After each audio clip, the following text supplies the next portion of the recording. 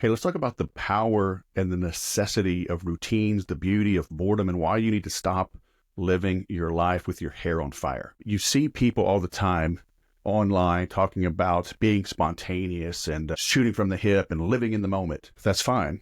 But, the old adage is before you can break the rules, you must master them. Okay. If you are living in a constant level of not knowing what is coming next, jumping from one thing to another, never completing things, having dozens and hundreds of tabs open, bouncing back and forth, 1% here, 1% there, constant whack-a-mole, you're not mastering anything. And people pay for mastery. If you look and act and sound just like your competition, the only way your prospects can differentiate is on your price. That's why you keep saying, oh, our products are too expensive, we got to lower our price, and it's hard to differentiate ourselves. You're right. Look at the things you do first thing in the morning. It's a routine, right? Where's your alarm clock? Where's your bathroom? Where do you brush your teeth? Where do you hang your towel? Where's the soap and shampoo and razor? It's all in the same place. You could probably get dressed in the dark if you had to. That's fine. You need routines. You need boredom to have a breakthrough, because if you're constantly in survival mode, okay, great new inventions are not made as someone is flying down in an airplane about to crash or in a boat sinking, looking for life jackets. Newton was sitting under an apple tree, right? Calm, able to ponder deep, meaningful things, able to connect the dots, able to see what was literally right in front of him and tie it into a bigger picture. So, and I remember I got my butt chewed by a coach I had years ago, and I told him I was bored. I've been doing this for so long, and he literally ripped my head off. And that's where the lesson really sunk in. You need to have some white space, some blank space on your calendar. Look at airlines. You ever wonder why, how a flight can be 30, 40 minutes late, but you still arrive on time? They're not scheduled to perfection. They have some wiggle room in there. They can fly a little faster, right, to make up for that lost time at the gate. If they didn't, the domino effect would be crushing. They would never recover from one, 10-minute delay. So build in some quiet time. Okay, years ago, it was probably 2013 roughly, I had a trade show, I had a booth at an Infusionsoft event, and I was selling my book. And a friend of mine was working for me. She brings this guy over. Hey, you know who this guy is? And it was Jason Sheff. He was the lead singer of the band Chicago, right? He replaced Peter Cetera. And he's an entrepreneur. And he was at the conference. And so we were laughing. He wanted to buy my book. He says, hey, sign the book. I was like, dude, you signed my book. We were laughing, but we stayed in touch. He came on my podcast. And he came to Temecula here at Pachanga, big Native American casino, biggest in California. And it's, 15, 20 minutes from my house. So he got us free passes. It was cool. There were 15 people roughly that were friends of the band or whatever. And they brought just individual chairs and set them in the wide walkway up against the wall. So we were halfway up, and it's only 1,200 people in the arena. So it was great seats. We got to go backstage and meet everybody. And I remember, some of the founding members of the band are as old as my dad, even older. So they've been singing Saturday in the Park, for over 40 years. And so doing it for that long, you would think, it would be understandable if they were just kind of mediocre, right? The dudes are older, been doing this a long time. Saturday in the park. I think it was the 4th of July. Okay, clap, everybody. We'll sign some T-shirts. We're out of here. No, they were perfect. They sounded just like the 8-track, the album, the 45.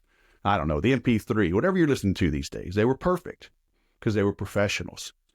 Okay, and so when you're not fighting hand to mouth, just trying to make ends meet, you can kind of chill and have these breakthroughs, right? So because they had mastered the performance, the composition, right, everything, they could ad lib, They could be in the moment with the folks that were there. They can also have the inspiration to write something new. But we live today. Hey, how are you? I'm busy, man. Busy. Oh, that's good. Busy is good. No, busy is not good. We wear it like a badge of honor because we're fools.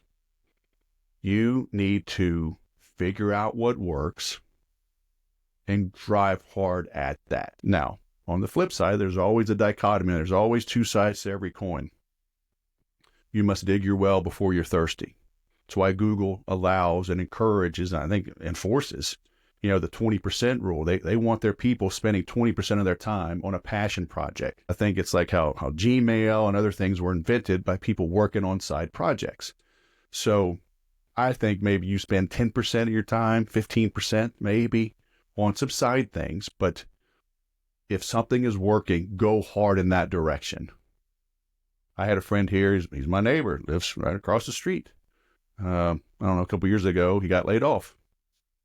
And I was asking him, what are you looking for? Because I had a good friend, actually got him an interview that got him a job at a similar company. But I was asking him, what are you looking for? Do you want like lower commission or lower base pay, higher commission? You're looking for higher base and, lower commission. And he's a little bit older. He's younger than me, but he's not a spring chicken. And he says, well, I want a higher base, so I could be more creative. And I was like, I didn't say anything, right? But that's why he was struggling. Newer salespeople get into trouble when they're too creative. They get so creative, they get so cute. We don't know what you stand for. We don't know what you offer. We don't know what you bring to the table other than something cute. We saw this in the late 90s, early 2000s in the Super Bowl. These creative ads from these internet startups, everything was booming. Then all these companies go out of business. Like, yeah, what's that? There was that one, I think they let like wolves out, running on the field and attacking people. Ha ha, very creative. I can't tell you the name of the company. Your goal in sales is not to be creative. Your goal in sales is to find a need and fill it. Your goal in sales is to disqualify prospects. Okay. Your goal in sales, your number one job is to prospect, find what works and do it over and over and over and over and over again. Okay. But people don't have the discipline, the commitment. The band Chicago, they're professionals. How do you know they're professionals? Because they practiced until they couldn't get it wrong. They didn't practice so they got it right one time and stopped. They practiced until they couldn't get it wrong. So are you committed enough to practice this? Look at the great golfers. They'll practice 3 and 4 and 5 foot putts, 6 foot putts. They are not physically demanding, but that's where the money is made. They say the difference between a professional golfer and an amateur is how good they are from within 150 yards. My 10-year-old, almost 11-year-old daughter can hit a golf ball 150 yards. So it's not a physical thing at that point. It's a mental thing. It's how good are you at aiming for that precise target and hitting it. It takes a lot of practice to be calm under pressure. So seek boredom. Create proven processes that produce predictable, profitable pipelines. Then you'll have the time and the bandwidth and the energy and the bravado, the confidence to dabble, to experiment, to test. Because yes, maybe you'll find something new. That 10% will uncover something. Boom, that becomes your new focus 6 months from now, a year from now. That's fine. Then again, maybe you're Chick-fil-A and you only do chicken forever. Maybe you're only In-N-Out and you only do burgers forever. Or you could become McDonald's. Offer breakfast, offer the McRib by limited time, whatever. You get the point. None of those models are wrong. But do you know your model? Have you done something long enough that you've mastered it and you're proficient at it and you're almost bored with it? Even if you are bored with it, what can you do with that extra bandwidth and energy? I don't know. Become HOA president, starting my 4th year this week. Become a deacon at your church. Coach your kids' little league. I had a health illness last year. My mother-in-law did. She just passed away. Can you go visit people in the hospital? Can you visit people in hospice? Can you organize meal trains? There's a lot you could do with that extra time instead of Netflix and chill. Okay. And in that spare time, again, it doesn't have to be just about business. Have a life. My 12 Weeks to Peak program, we work on faith, family, fitness, and finance. It's like the 4 wheels on a tire. Most of us are running around with 3 semi-flat tires, maybe one good tire, one really good tire, solid tread, aligned, balanced, properly inflated, 3 mediocre. We're running around 3 decent, 1 ruined, bald. You need all 4. So again, if you're bored in your business, good. It's time for a breakthrough. It's time to experiment in something else, or it's time to beef up other areas of your life.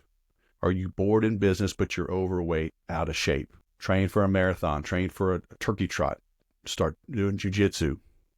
Okay, do something. Get your health in check. They say a healthy man has 1,000 problems. A sick man has 1. You know if that's you, right? The pants are too tight. You're winded. Can't go up a flight of stairs. Hey, life comes at you fast. I'm about to have my 4th grandchild. Mentally, I think I'm 12. Okay. Physically, playing pickleball yesterday, I was stiff and sore. So it comes at you fast. Take care of yourself. So maybe you're in shape. Maybe business is good. Your prayer life is lacking. Where do you find meaning? Study that. Go deeper into that, and back to the, teaching Little League or something. Or have you ignored your family, friends for too long? When was the last time you called an old buddy? When was the last time you wrote a letter to somebody? Maybe this is your wake-up call, okay? I'll link to my 12 Weeks to Peak here below in the description. Got my free daily email. If you want some inspiration, a butt kicking, it's free. Check out those. It's in the comments down below, pinned comment, or hit me up. See how I can help you. There's a link to my website, and you get me, right? You schedule time to talk. I'm here for you, but you got to do the work. Thanks for watching. Go sell something.